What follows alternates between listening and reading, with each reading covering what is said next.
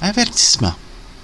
La série vidéo Secret d'Historiette est remplie d'incohérences et de fautes d'orthographe. Je n'ai pas terminé ma deuxième. J'ai commencé à travailler à 8 ans. C'était de même dans mon temps. Amusez-vous quand même. Cette information sur mon passé était justement un secret d'historiette. Bon visionnage, là.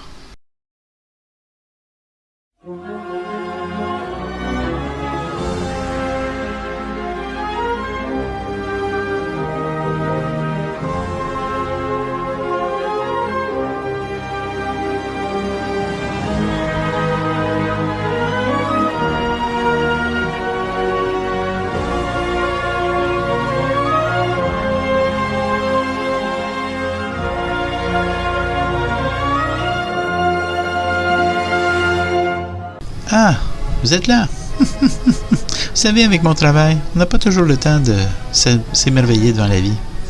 Alors aujourd'hui, je vous invite à Secret d'Historiette pour vous faire visiter les passions de Mémé. Et on commence ça maintenant. Venez avec moi, là.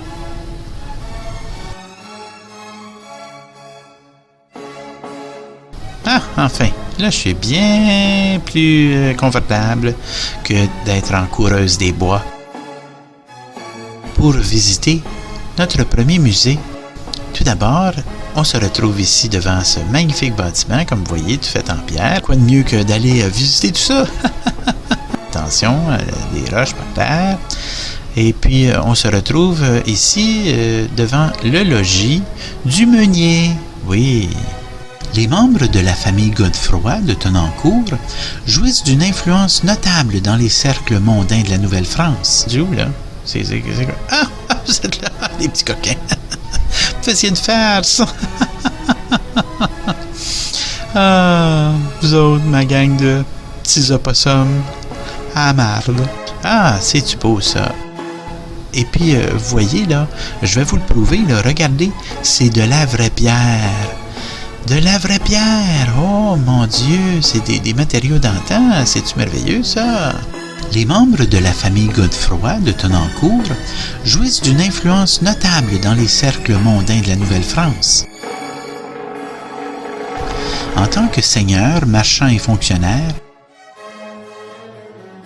ils sont présents dans la région trifluvienne dès le début de la colonie. Et déjà à cette époque, ils possèdent de nombreuses seigneuries, dont celle de Pointe-du-Lac, où je me trouve en ce moment.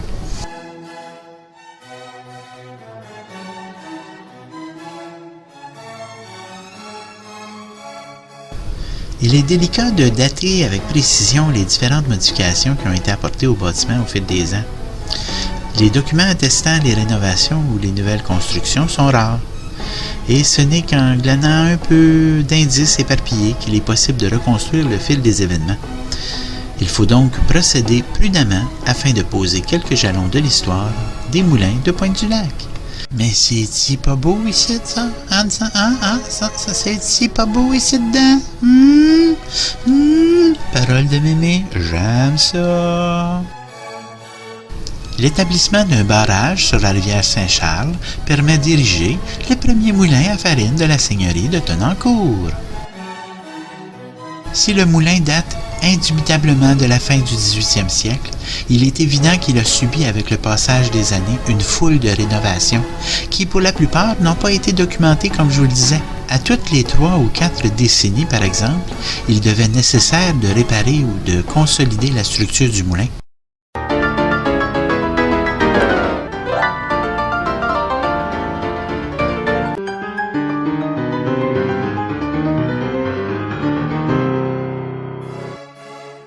Sans oublier les vibrations constantes des mécanismes qui ébranlent ces murs déjà amplement éprouvés. Mais trêve de plaisanterie. Continuons notre visite, hein, parce qu'il y a tellement de choses à voir, c'est fou. Hey, coudonc, vous me suivez partout, vous? Vous êtes qui? La fonction principale du moulin est de moudre le grain, mais rien n'empêche d'y faire fonctionner d'autres machineries. Le moulin de Pointe-du-Lac fonctionne à l'énergie hydraulique, c'est-à-dire par la force de l'eau.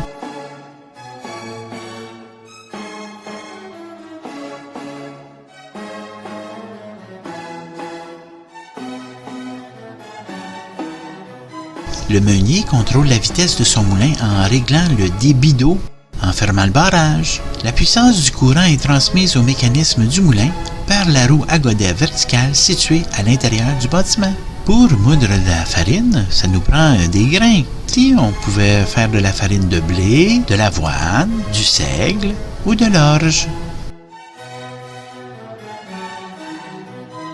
Mais là, je touche du bois parce que la présentation va bien. Allô, mémé?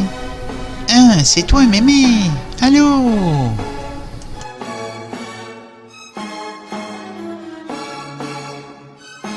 Un incident cocasse marque l'histoire des mécanismes du moulin de Pointe-du-Lac.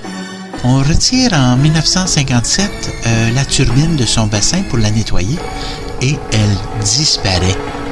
Bon, la rumeur veut qu'un individu consciencieux ait caché la turbine en attendant que la tâche soit achevée afin d'éviter qu'elle ne soit volée. Mais il paraîtrait-il qu'il serait décédé subitement sans révéler à quiconque l'emplacement de sa cachette. Et la fameuse turbine n'a été revue depuis ce temps-là.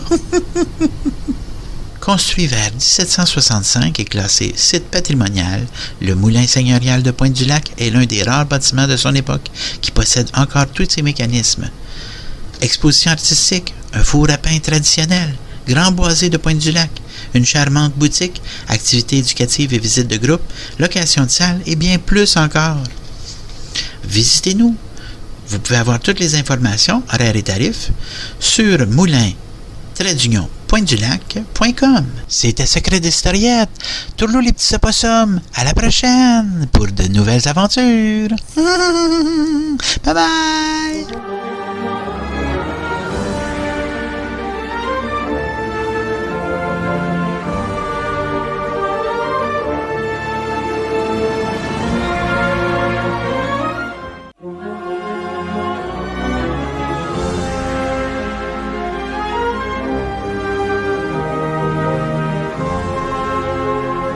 Bonjour, bienvenue au Moulin National de Pointe-du-Lac.